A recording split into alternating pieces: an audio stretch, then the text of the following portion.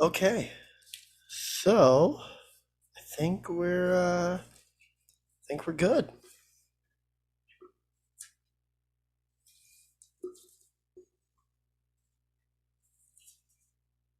You don't have to do anything else. I think we are all set up. You don't have to cue it in or anything. No, I don't have to do the knock this time. The microphones should all be set up. Which one are we doing?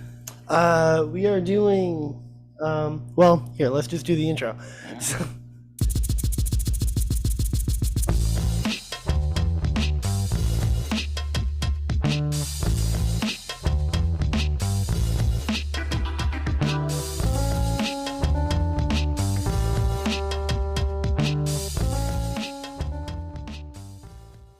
so how's it going, everyone? Welcome to the Dcom debate, episode 3. Last week we did Mom's Got a Date with a Vampire versus Halloweentown. Halloweentown won. Um, this week we are doing Halloweentown 2 versus Under Wraps. I'm fighting for Halloweentown 2, and you're fighting. Yeah, I got under wraps on this one. So we're switching it up because last week I had I had Halloweentown, and you had Mom's Got a Date with a Vampire. So Yeah. taking turns defending different Halloweentown movies. This time you got Calabar's Revenge. Yeah, man, and I was excited for this movie because I I personally I think Halloweentown 2 is a better movie than Halloweentown. As I said in last week's episode, Yes. that Halloweentown 2 I think has a way more like just like a way bigger story, has more scope. There's a lot of bouncing around between Halloweentown and the human world. There's a time crunch that is kind of taken into account with this movie. I think the acting is done a lot better. I think the effects are done a lot better. Um, and don't get me wrong, Under Wraps is a good movie, but I think Under Wraps is also a very problematic movie. I mean, I might have a thing or two to say about that myself as well, because I'm not afraid not afraid to call it the movie that I'm defending, as we've seen with Wendy Wu. However, in this case specifically, I do believe overall Under Wraps is still the better of the Halloween movies when talking about these two. But maybe in general, overall, I think it might be the superior DCOM Halloween film altogether. You And think Under Wraps is the best Halloween I decom? think I think that's very possible. I think it's That's a bold statement, my friend. well, we can dive right in. I mean, we have Under Wraps here, so let's just get right into it. It was about three friends. Gilbert, who is probably who most likely who we're talking about, is fairly The problematic. most problematic Yes. of the group, yes. And we got Amy and Marshall, and they're three friends. And Marshall is an adventurous type, and he, what was the reason that they were checking out the house again? They just wanted to see what sort of creepy shit Was the going guy on. had, They just yeah. they were just checking it out, and Amy's mom was selling the house, which is why they ended up having keys to get in and whatnot. But they come across this mummy. Well, they had. I will say that was kind of a funny scene where they did have keys the second time because at first Yes. they had to like break into the basement, and then when Amy was like, "Well, I have my mom's keys," and Gilbert's like, "Why did we break in?" And and the girl was like, "Well, it's more fun to break in," and so it's like, all right. I mean that. Even though that's obviously like they kind of just wrote themselves into a corner and had to rewrite it really quick, it was still okay, like by kid logic, I He guess. dropped his glass. He dropped his glasses in there the first time. Yeah. Right. That was the. And then they couldn't go back through the window because it was a Yeah. big enough drop. But anyway, they make friends with the mummy. They find a mummy down there, and they make friends with them. Uh, and essentially they kind of take him in as almost like a pet. And Yeah. and we also find out that it's the voice of if you're a SpongeBob fan, you'll know quickly that this is Patrick Star Mummy we're talking. And Right. in the whole movie, you basically just hear. I mean, if you have your eyes closed while watching this movie, it just sounds like Patrick Star stumbling around the whole time, and it's honestly made it that much better for me. But I mean, like, but yeah, I mean, I think it was just, I think it was just a movie that was done well, and you really find by the end of it, it's like you you're feeling for this mummy who has no words. No, he has no actual words throughout the entire movie, like no actual dialogue, and you start to feel, and you actually feel for the mummy and this connection that this mummy has between these three kids, and you really end up rooting for him. You know, you want the kids to help reunite this mummy. That's the whole idea, is they're trying to reunite the mummy with his old lover from a past time. You know. And then you get that "All by Myself" song, dude. I remember that song. It could be emotional as a I kid definitely from remember that that scene. song. You know, the "All by Myself." Oh yeah. And you also get "Staying Alive" too. Don't forget the "Staying Alive" scene, Oh, right? when he's dressed up like a pimp. Yes, Yeah. yes. They got him walking, the mummy walking down the street. There's just fun stuff like that. And one thing, a little note too, like I love that when like they actually revealed his face in the movie. A lot of times, like when you don't want, movies won't be bold enough to like reveal something that's like, you know what I mean? Like it's like, you know, because it could be a flop when they reveal Yeah. something like that, and when they revealed it, it's like whoa, like it actually does look creepy, and Yeah, like I mean, it was good. It was a really, really good makeup done for him. But I'm gonna be. I mean, I love Under Wraps. Full disclosure, like I love Under Wraps. It's I as I said when we were making our top 32, like Under Wraps is one of, or is like the first Disney Channel original movie. So I mean, I love it. But on rewatch, yeah, this movie is a lot darker and more problematic than I remembered. Like, they are kind of in like a weird way sort of sexualizing this like 12-year-old girl a couple of times in the movie. Um the very first scene has like a father getting their head pushed towards a spinning blade in a garbage disposal, and they kind of linger on this shot for a while, and I'm just like, this is a fucking Disney movie. let's point out that that's Steven Stevens Yeah, as well. That yeah. is the father of Father from Even Stevens. yeah, Steven Stevens. And then Yeah. at the end of the movie, the villain pulls a gun on our main character, who is again like a 12-year-old boy, pulls the gun on him and fully intends on shooting this kid. Like 100%, like pulls the fucking trigger back and is like, I'm gonna kill this kid because he's standing in my way. Yeah, pretty problematic. And then yeah, as you said, there is a character in this movie, Gilbert, who I think might be a Nazi sympathizer. I will. Okay. Yeah. Yeah. Well, while we are on the topic, I did have to write this down because it was a wild line. I have to say, I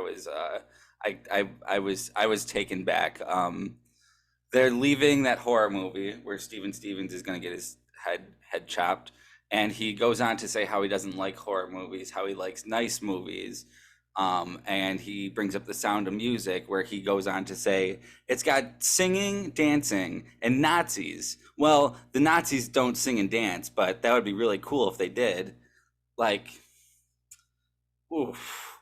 And then nothing to like suggest the Nazis were bad. Just how it would have been cooler if they sang and danced in The Sound of Music. That was a wild line. I was like, I was taken back. Definitely can't defend that one. No, I think for that reason alone, this is not the best Dcom because no. A Dcom Halloween movie we're talking. Yeah. And I think there's with all the other It's a little rough. Solid in here. I mean, yeah, who knows how a joke like that slips through. I mean, I guess we're looking at the 90s. I We're mean, looking at a 1997, 90s movie. yeah. You know, we're looking at an older movie, and like I guess, you know, I mean, it's not like he did say I love Nazis, but I mean, but like he did say It would have been cool if, if they sang if they were more fun to watch. yes, like to casually talk about Nazis as if like, just to casually bring them up. I don't know. Yeah, it's a It's a little rough. weird idea. Weird It's a little idea. rough. Halloweentown 2 does not have any of that. Halloweentown 2 has no Nazi references at all. Dylan does dress up in the. He's got the sombrero on. He's got the sombrero and the poncho. Yeah, he does do that. He looks like any white dad that goes down to Cancun for the weekend. That's what he looks like. And that's maybe that was more his Halloween costume. Yeah, that's as about offensive as the movie will get. You know what's offensive in Halloweentown too? What is the CGI when Kale's head talks to them through like the brick walls? I don't think it was that bad because even though the CGI brick might not be the best, I remember like being a kid and even watching it now, I wanted one of their like skull phone things that they had. Those were I wanted one of those. I still want one of those because those are so cool. That's a cool effect. That was super nostalgic, I will say. That was like they look awesome. If I can find the picture of them, I'll put them. Well, the way this video is going to be edited, they're going to be like right here. So those looked super cool. I think the effects were done a lot better in Halloweentown 2. I think the effects in Halloweentown 2 are a lot better than a lot of other Dcoms, especially next week's episode that we'll talk about.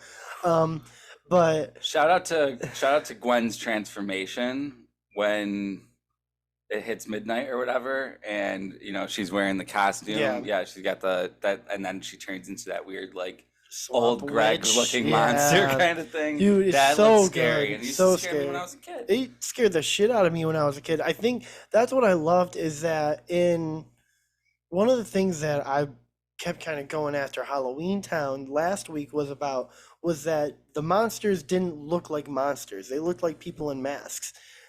Halloweentown 2 actually makes an effort to make these people look like monsters and to actually show them looking from people in masks to monsters, like when all the humans turn into monsters at midnight, or even in Halloweentown when you have all the people kind of in that like gray tone, and they start turning back, like when Luke, like when he goes from cool back to being a goblin, so cool, and he actually looks like a teenage goblin. Can we talk about though, what are they counting down to midnight for?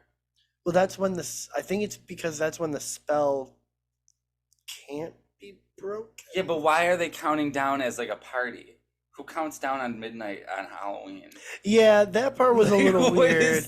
November 1st? Well, that's just a Disney thing, it feels like, because there's so many times in Disney movies where I'm like, why, like... No one counts down to November 1st. Yeah, like, this is not a real thing. Like, if this was... I mean, I don't know if... Because, this is Halloween. It's not October 30th into Halloween. You would still never count down to midnight. Yeah. So, I was very confused because I didn't even think about it until it was actually happening. And I'm like, hey, what's the point of them counting down in the first place? I mean, I think they were maybe about to announce like the costume winners or something. But either way, it was just weird to have everybody was like passionately counting down like New Year's or something. And I was like, to what? November? Yeah. All Saints Day.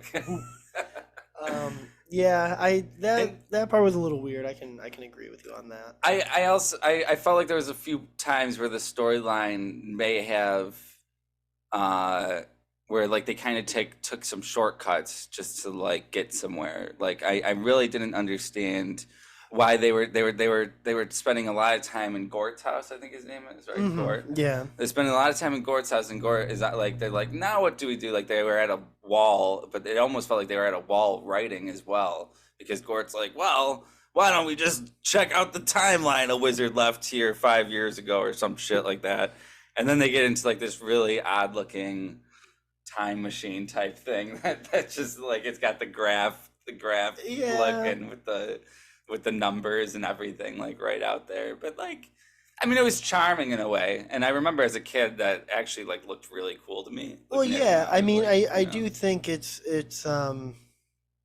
I mean, I think, kind of writing your way out of certain things. I think that's just that's a kids movie thing. Is like there's always these like strange kind of conveniences.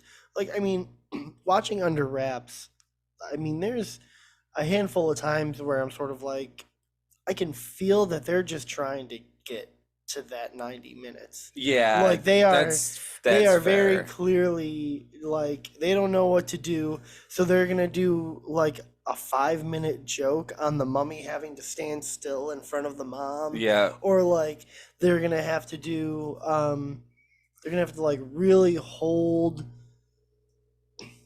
There's a part in the movie where Gilbert drives through the building with the car and everything falls and they're like looking for him, and like you're supposed to think that like the kid got hurt, I guess, but there's no signs of it, and so it's just kind of like I don't there's all these like weird little extra beats that didn't need to be there, where it's just like, yeah, you guys are just padding out the runtime. yeah. Where Halloween Town, I didn't feel like that. I feel like they had it felt like a very strong story. Like they had a very beginning, middle, and end point, and there really wasn't any filler, to me at least. It was sort of like, we need to get to Gort's house because Gort will have the book that's missing.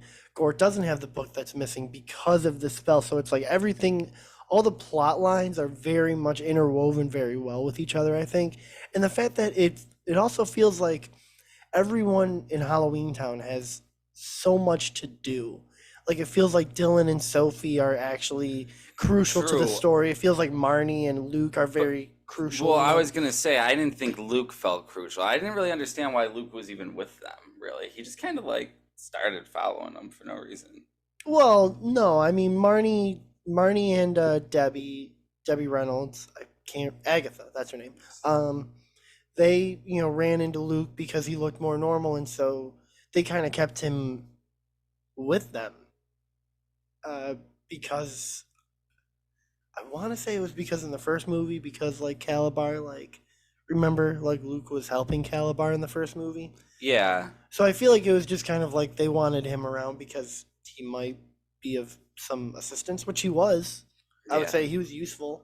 And it was also like, you can't have Marnie going all over doing all this stuff just by herself. I think it would be very boring. I think she's she's got a lot more like charisma when she's bouncing off of someone, mm, especially if they're playing kind of like the straight man like Luke was, and yeah. she can be a little bit more eccentric. Yeah. She was very Well, likable. I think she needed the extra character. I just wasn't sure. I guess I just didn't. It, he did kind of just seem to float along with them. I But guess. but I mean it's under I get why she needed another character to play off for Hmm. all those parts, and I guess he did make the most sense of any of them. Yeah. Um, and now just a side fun fact, just to throw out there, Calabar, or the son of Calabar in the Cal. second, Yeah. yeah, Cal, and I don't know his real name, but and then Kimberly J. Brown, is that Yeah. their name? They're married. Are they really? Oh, they My are. friend who I Yeah. was watching this with told me that, Yeah. They and posted I like an Instagram. I remember seeing that. Like, can't remember if it was like last year or the year before. I remember seeing that yeah, actually. apparently they post TikToks and Instagrams stuff together. Cute little couple now still. All right, So that's if you really didn't know funny. that, fun fact, throw it out there. Maybe That's we'll get a really wedding cool. photo. Maybe, yeah. If I can find, I do remember seeing a picture of the two of them. So yeah, if I can pull that somewhere, I'll definitely put that up. Yeah, I mean, I don't know. It's tough because I think both Under Wraps and Halloween Town have kind of their pluses and their minuses. To me, it's just Under Wraps is it's just a little too it just in it hasn't aged well, and I think in time it's only going to age worse. Yeah, I Um, got yeah. and so I think for that I can't say it's I can't say it's better than Halloweentown 2 because I do think that Halloweentown 2 is a movie that still today during the Halloween season, especially, if you have kids or if you're, a little kid, like you want to do that 1-2 punch of Halloweentown and Halloweentown 2. You don't really need the other ones, but you want that 1-2 punch. And I think it's, um, Halloweentown 2 is it's a fun ride and it feels like Halloween. Like Under Wraps doesn't really feel like a Halloween movie to me. Yeah, it didn't feel like it had to be Yeah, like done it. on Halloween. Yeah, It's like it more doesn't like feel like the a Halloween season or anything. It just feels like, hey, we have a mummy. yes, yeah. Um, but I think I mean I want to put out a quick side note on this kid who I thought was incredible in the movie, in Under Wraps. Do you remember the kid in the movie who just like shouts out information to them? He's like, yeah, it's Leonard. the yellow truck. Yeah, Like, Leonard, right? Yeah, Leonard, I think. that kid, dude, like he's just screaming for absolutely no reason, Yeah. and I love it for some He was reason. I don't funny. know why. He was definitely he was funny. I And I think will say the mom in Under Wraps, she's in so many things. Like I love her. She's one of my favorite like movie moms like in anything. She was like the mom in Star Kid. She was the mom in Phantom of the Megaplex. She was obviously the mom in Under Wraps. Like if you see her, you would know her. Like she just like exudes kindness when you see her. and she's dating Patrick Star in the movie. And she's dating Patrick Star, Which is crazy because Patrick Star also does the voice of the Mummy as well. He plays the mummy. Oh, so he's doing like the actual. Yeah, he's he actually is rapped he as well. is Harold. Yeah. Oh yeah, Harold. Harold I the forgot they Mummy. named him Harold. I just watched it today. Also, just I'll say this as a slight against Under Wraps. Under Wraps had a remake and a sequel to the remake, I guess. Oh, yeah, I saw that. Yeah. Halloweentown obviously had a sequel, but Halloweentown has never needed to be remade. Halloweentown isn't going to age problematically. The original Under Wraps isn't even on Disney Plus. Why, I'm not 100% sure. I feel like it's probably because Could be that Nazi line. it could be the Nazi line, could be the I sleep in the nude line, could be there was another sexualized Yeah, she said line too. something about not wearing a bra. Oh, there was something a about how line. she does wear a bra. Yeah. Oh, okay, she does. Yeah, about how she does. And it's this thing of like I understand that in 7th grade that is probably how people talked, but it's like Yeah, it's you just don't Disney need Channel. that. Like there's especially because it's like there was no place in the movie for any of those lines. Yeah. Like if there was like a tee up for it or something, then I guess even still it's kind of like maybe not, but they just kind of came out of nowhere. She made fun of Gilbert's pajamas. Then he was just like, "Well, what are your pajamas like?" And she's like, "I sleep in the nude." And he just stares at her and crashes into like a tree or like a mailbox or Grow something. up, Gilbert. Is the line Yeah. after. Yeah, and it's like, no, like I think the problem is that they are writing these kids, and I feel like they don't know what age to put them at. Yeah. Like, are they sure. teenagers or are they like preteens? And I think that happens with a lot of Disney Channel movies. I mean, like yeah, we'll see in the Like, next episode. I mean, too. even also with just going back on Mom's Got a Date with a Vampire. Even I mean, you can even say that for them as well. Yeah. I mean, some of that is a little, but at the same time, I think the stuff that is problematic in the movie is like, I feel like if you're young enough, it's nothing that I caught too much as a kid. I never really caught that, and I don't think it's like, it's weird. I think that Patrick Starr's voiceover is enough for me to leave this as a better movie than Halloweentown 2. So I'll say I will contend though with you that had Patrick Starr not been the mummy, the movie would fall flat. the movie would not be as memorable. The movie hinges Uh-huh. on you What's really caring about Harold the Mummy. yes? Like Which if it Bill doesn't, Bill Hager-Backel, if I'm not mistaken, is yeah, his name, or um, Bill Hager-Backel. yeah, the movie hinges on you really loving this mummy. Um, And I do, I do and too. I I love do too. Harold, Don't get me wrong. and I love Harold's Harold too. great. Harold's great. He's like a Mr. Magoo But of I like think Halloween, you know. but I think Halloween Town 2, it's really an ensemble. Like they're all doing heavy lifting. Like it's Halloween Town 1, it's really Marnie and Agatha. They're the two. Mhm. With Halloween Town 2, it's all of them. You do If see the one coming of age for Oh yeah. Sophie a little bit Oh in yeah, there. she has a lot more to do. Mhm. So yeah, I think again you have to look at it like that. That if you take Harold out, the entire movie is bad because the characters, honestly, the kids. I liked Marshall. I liked I liked Marshall. Amy too. I actually thought Amy was an okay character. I didn't think she was. I feel bad for kind of dissing the actress, but I thought her acting was so stiff. I thought she was like Still just looks the most stiff. unemotional thing ever.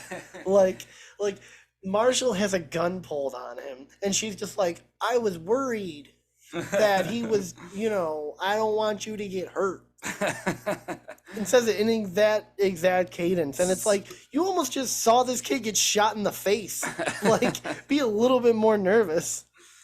Well, I think at the end of the day, I think this one's gonna have to come down to a vote. Then Yeah, I think that's so where we're at. I mean, again, I'm a fan of both of these. I think we're both a both fan are of fun. Oh both yeah, of both are these. great movies. Under Wraps, I will say, I hadn't seen Under Wraps in a long time. It has been I've seen Halloween Town 2 more recently than Under Wraps, and I will say that rewatching Under Wraps, especially as an adult, um, I think Under Wraps has more for adults than it does for kids. Honestly, Yeah, maybe. um, Yeah, I think that Under Wraps is definitely more geared towards the adults. But yeah, so we are going to need you guys to like, comment, subscribe, follow us on TikTok, um, take the polls that we post, and let us know what you think is the better DCOM, and we'll let you guys know at some point what yeah. one. Later.